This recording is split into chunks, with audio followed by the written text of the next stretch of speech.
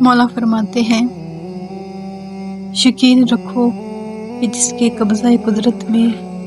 آسمان و زمین کے خزانے ہیں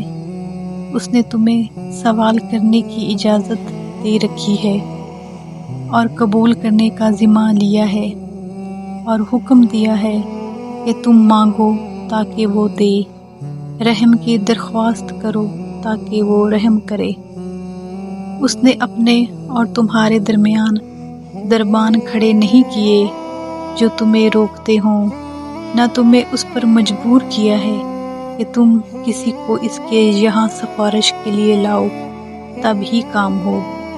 اور تم نے گناہ کیے ہوں تو اس نے تمہارے لیے توبہ کی گنجائش ختم نہیں کی ہے، نہ سزا دینے میں جلدی کی ہے اور نہ توبہ و انابت کے بعد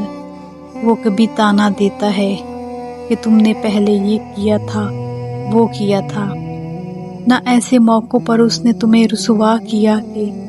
جہاں تمہیں رسوا ہی ہونا چاہیے تھا،